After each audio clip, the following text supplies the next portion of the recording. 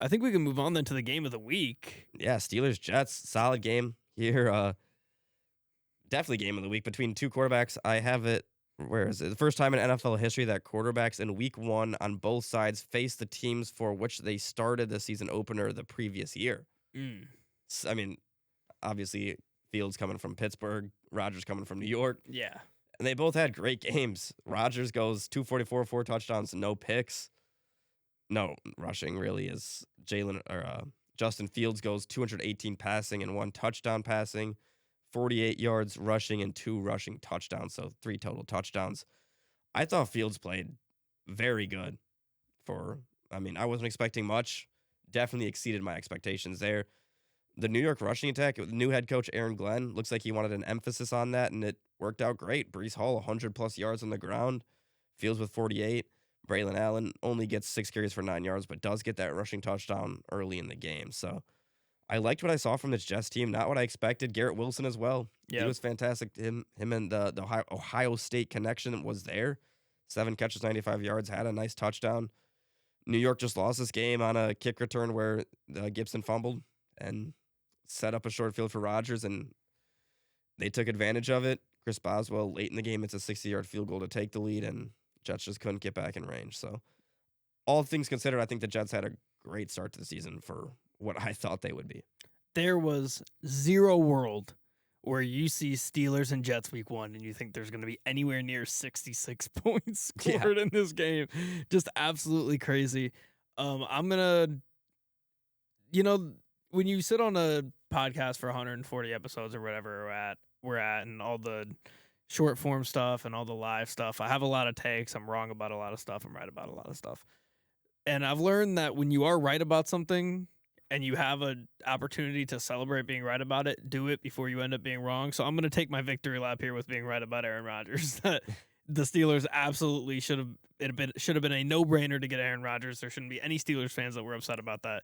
The fact that any Steelers fans wanted Mason Rudolph over Aaron Rodgers blows my mind. There's no world where Mason Rudolph goes 22 for 30, 4 touchdowns. And Rodgers also today moves into tied for 3rd for the most 4 touchdown games in NFL history. He was 5 for 7 on play action passes for 3 touchdowns in this game. He had just 3 touchdowns on play action all year last year with the Jets. He was just really, really, really good in this game. DK Metcalf, it was also his debut. He had 4 for 83. However, he was guarded by Sauce on 30 of 34 passing snaps. DK had just 2 catches versus Sauce in those 30 times he was guarded by him. He got his other 2 catches in the other 4 passing attempts where he was not guarded by Sauce. And although Sauce was great for this defense, Michael Carter, who was in for DJ Reed now, was bad. He needs to be a lot better. Yeah, on the other side of the ball, though, we saw Ramsey make his debut with the Steelers. Yeah, big play at the end. Was kind of had his issues. He was beefing with Garrett Wilson for like all game, and Shocker. Honestly, he had a hit on Fields, I think, or someone had a hit on Fields, and they were all beefing. Mm-hmm.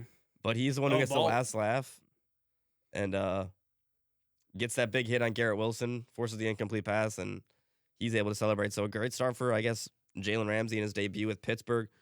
The one shocker I saw in the Pittsburgh offense, Caleb Johnson only got 1 carry. That was shocking there. Jalen Warren seems to be the bell cow, and Kenneth Gainwell as well was there. So it was on Pittsburgh. Thought I was going to see more Caleb Johnson, though, and I did not. Me too. It's still week 1, though, as we're going to say this entire episode. 43 minutes in. How many times we said it's still week 1? Don't have a ton more. Oh, we were all over Arthur Smith abusing Jonnu Smith, though. Yeah. He got him on an end-around touchdown this game, which was just so funny. Yeah, and then 5 catches for 15 yards. Yeah, so huge game for Jonnu. I believe we're coming to the end here. We have 2 more games left of the 12 o'clock window here. We will start. I'd say 1.5 at this point. Yeah, honestly, 1.5. We'll start with the Giants and Commanders, though. Commanders won this game 21-6. Daniels, he was slow at points in this game, but he got it done. He was really, really, really good when the Giants didn't blitz, when they just ran 4 pass rushers or less, which is a good sign because they do have a good 4 pass rushers. However, when the Giants blitz, he struggled. He was 3 for 9 for 29 yards against the blitz in this game. So he really struggled with pressure in his face. The offensive line wasn't great. Huge game for your boy Bill Merritt. 10 rushes for 82 yards and a touchdown. He had a 42-yard rush in there as well. We also see Debo in his first game with the Commanders go 7 for 77. Terry didn't do much, 2 for 27 for him. The Giants defense, they showed flashes. Very, very disappointed by Tyrone Tracy's output in this game. 10 carries for just 24 yards. He had 2 catches as well, but Russell Wilson led them with 44 yards. Giants O-line struggled, which is unfortunate because they were looking a lot better last year until they started getting injured and guys are back and they're not really looking how they looked before they got hurt last year. And Russell Wilson's their quarterback, so that tells you all you need to know. This game's getting chippy here Sunday Night Football, though. Yeah, and Russell Wilson's their quarterback right now. Correct. Brian Dable is unsure who will be quarterback next week. Okay, so he might not even be their quarterback right now. He was their quarterback today. Could be Jackson Dart, could be Jameis Winston, who knows. I expect it to still be Russell Wilson. I don't see how they'd move that quickly. Yeah. But yeah, disappointing on the offensive side of the ball for them. Malik Nabers, only 5 catches, 71 yards. Did have 12 targets, so he's still the main focal point. But really for the Giants, not much going there. You're just happy that the defense showed up and played at least decent. Jayden Daniels said it wasn't easy. He had his issues. Big run for Derrick Henry. And yeah, go ahead and delete that TikTok where we said Derrick Henry's getting older. He's being drafted too high. We can go ahead and delete that week 1. Hey, it's still week 1. Yeah. But yeah, Jayden Daniels still looks like Jayden Daniels. He was solid, 233 yards and a touchdown. Didn't have to do too much. Love to see Jacoby Merritt be the main guy, 10 carries, 82 yards and a touchdown. Love that for him. Chris Rodriguez Jr. is the guy who everyone thought was going to be the guy for some reason after Merritt got named the RB4. Was a healthy scratch, so looks like it could be Jacoby Merritt or Eckler's season in Washington. Yeah, we'll see. I'm very interested to see what happens there, and I like Washington going forward.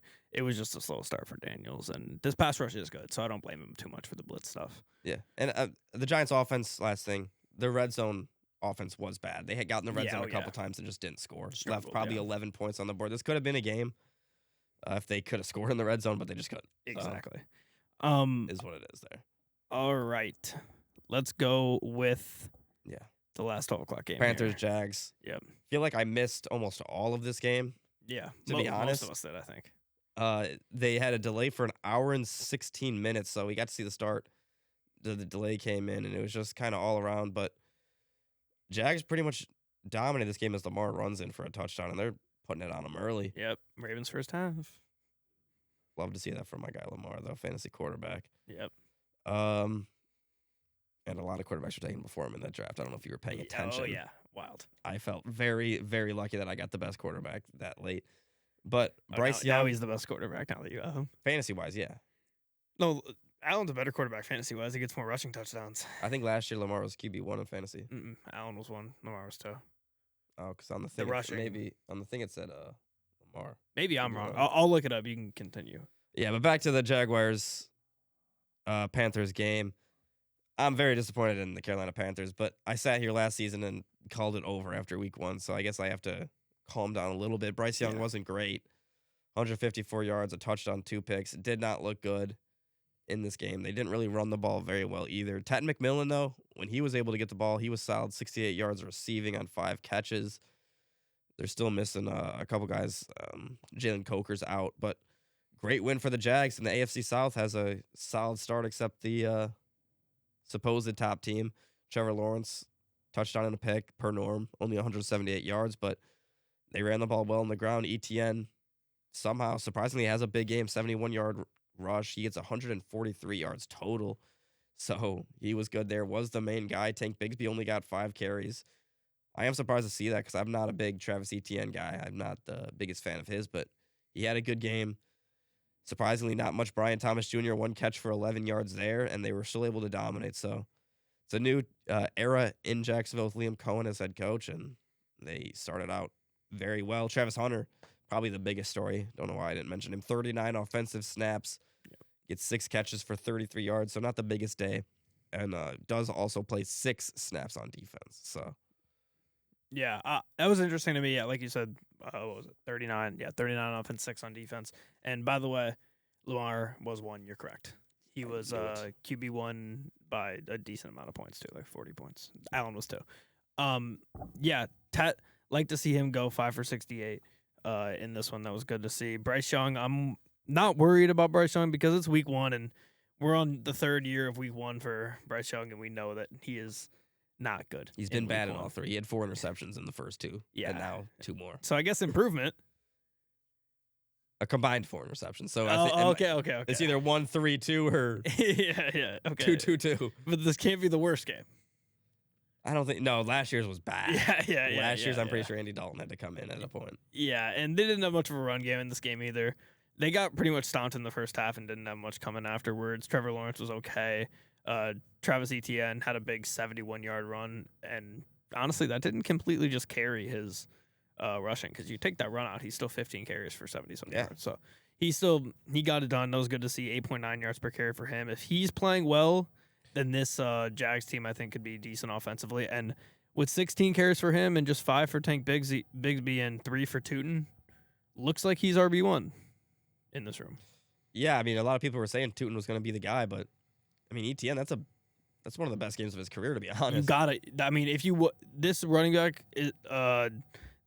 room is so close for him to go out there and put up 143 in game 1 is just huge. I mean, yeah, but now I bet next week though he'll go 15 carries, 25 yards. Yeah, and then and then Tootin has a big game. Yeah, no, exactly. Okay, anything else I got about this game? No, that's about it. Give Bryce Young a few weeks, I'll say. Yeah. Gotta hope. If he still looks like this in 3 weeks, maybe we could talk about him being unsuccessful. But it's me, right? It is you. Titans Broncos, first game of the midday window. Both defenses in this game came to play. Broncos 20, Titans 12. Cam Ward, unfortunately, just 112 passing yards for him, and he got a couple late. He was under 100 for a while. 12 for 28 for him. Tony Pollard didn't have the best game. 18 carries for 60 yards. I feel for Cam Ward, though, because this is a tough defense to go against in your first NFL start. We know how good their pass rush was last year, the best in the NFL. We know how good their secondary is, and they just drafted Jahmyr Barron. So it's unfortunate for him to have to go against a defense this good. I mean, look around the league. If you had a rookie quarterback, the Broncos are probably in a pool of like 3 to 5 teams you wouldn't want to play, right? Yeah, I'd say the Broncos are definitely in a pool. Especially on the road. Mm-hmm. Like, you don't want to go into Denver and play this Broncos defense. Unfortunately, he had to. On the other side, Bo Nix wasn't great either, but he got the job done. R.J. Harvey had an insanely good run for them. I think he had like 20-something miles per hour. He was gunning it on that big touchdown. Bo Nix, 3 turnovers is not ideal, but hey, your quarterback turns the ball over 3 times, you still find a way to win. I think that's a good thing, even if it's against the Titans. Yeah, honestly, I think the Broncos might be number 1. Number one, what? The defense team I you wouldn't want to play? Yeah, no, they're up there. I think they, in my opinion, they have the best defense in football. Well-rounded, I'd say, yeah, I'd probably agree with that. So I wouldn't take this Cam Ward thing to heart, and he was sacked 6 times in this game. Yeah, 6 sacks, 50 yards. That offensive line was the thing we were worried about going into the season for him, and it shows in the first game where he was under a lot of pressure and no run game, really. 18 carries, 60 yards for Tony Pollard, but just not too much there. And the receiving game, Tony Pollard leads that as well. 1 catch, 29 yards. Yeah. Calvin Ridley was there a little bit late, kind of inflated his numbers, but the Broncos, great start. Not often do you dominate or really not in a position to lose when you have 4 turnovers. It was the Broncos that had 4 turnovers. I don't know who I said that for earlier, but yeah, 4 turnovers for the Broncos. Bo Nix does throw 2 picks. I think Marvin Mims muffed a punt, and I don't know what the last one was. Oh, Bo Nix lost a fumble. So yeah, so 3 turnovers for Bo Nix in this game. Yeah, not great, but they still were able to come away with a great game. And you have 2 running backs that had a solid game with Harvey and Dobbins. So yeah, we'll probably get some questions answered, I think, Broncos Colts. Yeah, I think we will. But for the Broncos, their new rushing attack, they moved on from Javonte Williams and some other guys, and their new rushing attack looks well. And Courtland Sutton as well, still showing he ended the season very hot, and he's continuing that 6 catches, 61 yards, and a touchdown for him. So, do you guys play the NFC or the AFC West every year? You always play the Raiders, I feel like, and you always play the Broncos. Yeah, we might. Does that mean we play the Chiefs this year? I don't know. Has it been 4 years? Yeah. Chiefs this It's year? been 4 years. We played the Chiefs this. Or no. We should play the AFC West next season. You play the North this year, I think. Yeah, I don't know why we're playing the Broncos. Because you just always play the Broncos and the Raiders. Yeah. They finished 3rd. Did you guys finish 3rd in the division last year? Or did you finish 2nd? We finished 2nd. Did they finish 2nd? No, they finished 3rd. Yeah, so our extra that game must just be your extra game, yeah. The Raiders. They just gave us the Raiders and said, let's play them again. Yeah, and the Broncos, I think, are both extra games. No, because we don't play the Chargers. Or no, we do play the Chargers. Oh, so you play that division then? Yeah, we do play that division. You don't play the North. You don't play the North. You only play the Steelers because they finish second and you finish second. Yeah, no, I'm just trying to think of. I thought that was 3 years ago that we played that division, or that must have been that Chiefs game was 3 years ago. So makes sense. But we can move on now to the. It's actually you. Go ahead. 49ers. That was the Matt Ryan game. Yes. I could have sworn that was 4 years ago because that was at 3 years ago because that was at the apartment. Or that would have been I don't know. 49ers Seahawks, defensive battle really. Brock Purdy, another game. He turns the ball over a lot in this one. He has 2 picks. But CMC, 22 carries and 9 receptions. Yeah. So all over the field, 31 touches for him after coming off of that. Guess he has a calf injury. But he was great in this game, their leading guy. Brian Robinson still gets 9 carries. But overall, 49ers were able to get it done. Their defense won this game for them. Sam Darnold, first game as a Seahawk, a little shaky, but this is a 49ers team that I do like, and I think they're going to win this division. So Sam Darnold only gets 150 yards. The rushing attack wasn't great for him either. Charbonnet, 12 carries, 47 yards. Does out-carry Kenneth Walker, which is surprising. He only gets 10 carries for 20 yards, so not great from either of them. JSN continues to show how good he is, though. 9 carries, 124 yards. Cooper Kupp stays silent. Just concerned about Sam Darnold a little bit. You have a completely new team, so maybe there's some adjustment period for him, but not a great start. And this the Niners defense, which has a lot of new faces, the new face that they, I guess, brought back, those Robert Saleh, and a great debut for him. Yeah, and I'm going to start doing this thing this year, and we'll see if I remember to do it every week, but I'm going to do the most important game of the week based on the result. Like, going forward, this is the most important game to the future of this season. And I'm going to say for week 1, it's this one.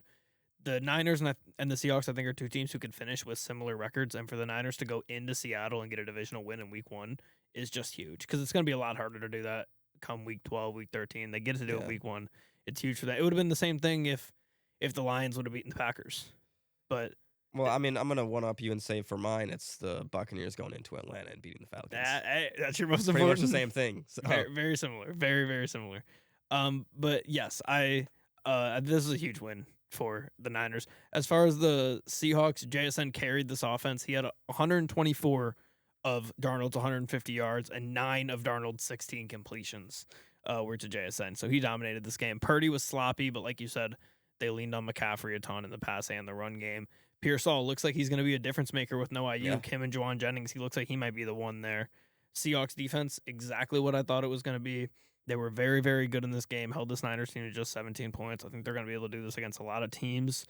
The Seahawks, their offensive line is still buns. Although I kind of like Darnold and I like a lot of their weapons and I love their defense, this offensive line is so bad that it's like it tanks the whole team, really. Like, look at this run game. I mean, Charbonnet, 12 for 47, Kenneth Walker, 10 for 20. The Seahawks look like, honestly, at this point, they might even decide to go with Charbonnet over Kenneth Walker. We were hearing those rumors, and he does end up with more carries than Kenneth Walker in this game. And those are 2 running backs who I think are super talented and unfortunately are in situations where I don't know if they can succeed. Yeah, I completely agree with that. The offensive line is the concerning part. He only takes 1 sack in this game, but at the end of the game, we see a fumble. I mean, I guess it wasn't forced by Nick Bosa, but Nick Bosa pushes the tackle into Darnold, and the fumble's there, and Niners win the game off of that. But yeah, that's the main concern with this Seattle team, is that offensive line, and the Niners pick up an important win. Yep. All right. Texans at Rams. Or no, this is you. Sorry, go ahead. Oh, I'll take this one? Yeah. Yeah, the Texans struggled offensively, only get 9 points, failed to score a touchdown in this game. All around, though, Rams kind of just, I guess, looked like the better team. 296 yards offensively. Matthew Stafford finds Davis Allen, which, did you know who Davis Allen was before this game? No. Yeah, Davis Allen, new face in L.A. Matt Stafford has had a little bit of injury trouble in the offseason. He still has a solid game, 245 yards and a touchdown, no picks. Was it him? And it looks like Matt Stafford. I don't think they cloned him. That's just my opinion. I don't know. Now the veneers, a little bit different. But Yeah. Puka Nacua in this game, he was in and out of the tent a lot. Concussion protocol, comes back in, gets hit in the head again, goes back into the tent. But he finishes this game with 130 yards and 10 catches. Yeah. Dominant from him. We didn't see too much Devontae Adams. Kyren Williams on the ground wasn't great for the Rams. The rushing attack for a lot of teams in week 1 wasn't up to par. But the Texans offense just didn't have it against the same story with this Texans team. The offensive line, brutal. C.J. Stroud takes 3 sacks, but was under pressure all game from the Rams D-line.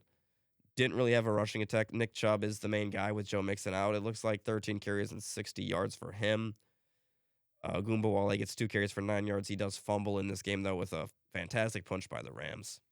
Yeah. And he's a captain, too. Sucks. He just got named captain again and fumbles the game away. Goombawale? Yeah. Oh, wow. Well, good for him getting named captain. But not fumbling the game away. Good for him.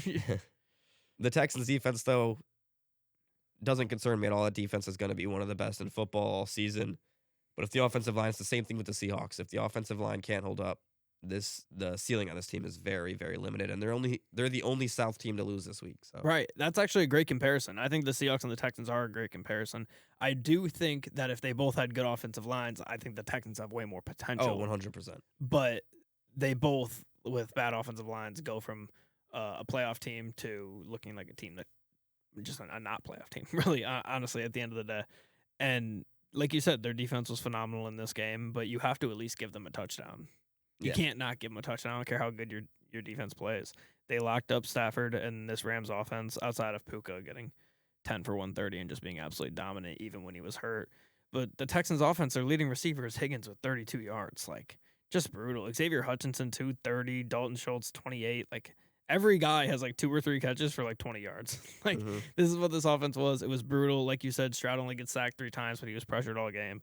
Bad. It didn't matter if they had Mixon or not. Their offense was horrible. Thank you, Texans, for covering the first half money line, but you guys sucked in this game offensively. Yeah, and a lot of people were talking about Nico Collins being maybe the wide receiver 1 in fantasy. I dropped him. In this game, he goes for 3 catches for 25 yards. Yeah. So not great there. Not ideal. Need better. Led the team in targets at least with 5. Yeah, 22% on third down conversions for the Texans in this game as well. Yeah, not going to win a game like that. Got to get touchdowns, and when Keami Fairbairn's the only offense, not going to win. And for the finale of this recap, the Green Bay Packers beat the Detroit Lions 27-13. The Lions start 0-1. A lot to say about this game. Obviously, the Packers have been a super hyped up team in the offseason. The Lions have been kind of the team that everyone's betting against because they were great last year, great the year before, and people are trying to bet on their downfall. They didn't play great in this game. The scoreboard looks even better than it actually was. It was 27-6 for a long time in this game. Run game was atrocious. 22 carries for 46 yards. Monty gets 25. Gibbs gets 19. Just bad. Goff, honestly, I'm going to say it, wasn't that bad. Like, he threw the bad pick, which was really just a great play by Green Bay. And he got sacked 4 times. He was under pressure all game and had no run game. He was still 31 for 39 for 225 yards. So he obviously was still fine throwing the ball. Laporta led the team in receiving yards with 79. Gibbs had 10 catches in this game for 31 yards. Not which is just ideal. It's not ideal for fantasy. How many points is that? 10 catches for 30 he finishes yards. with 15 points despite only having 19 yards on the ground and not scoring a touchdown. He had 50 total yards and finished with 15 fantasy points. Yeah, not good. Which is just crazy. But yeah, not the ideal start if you're a Lions fan. The Branch pick 6 getting called back due to the holding was a killer. Do they win the game if that doesn't get called back? Probably not, but it killed momentum, and they had a chance to come back had that pick not been called back. The offense looks stagnant, but I'll keep saying it. It's a new O-line. It's new coordinators. Everybody keeps thinking that the new O-line and the new coordinators are going to be what makes them bad. I don't think that's the case. I think they're going to start slow because of it and their schedule being so hard. I don't think they're just going to be a bad team because of those things. I don't think they're weaknesses as much as they're just going to take getting used to. And Derrick Henry rips another one, but yeah, he's killing it. Yeah, I think it's going to take some time. I don't think they're going to start out hot. I've said that on the preview. Watching this game, though, does concern me a little bit more than I was concerned. Just the rushing attack wasn't there at all. 22 carries for 46 yards, 2.1 yards per carry. cannot have that if that's going to be your identity. If you're going to run the ball that much, you have to be able to at least have some sort of efficiency, and they just did not have it in this game. Laporta was a big weapon for Goff. He had a good game after starting slow, though, so a lot of that could be the just different coverages the Packers are playing late. For the Packers, you make the big trade.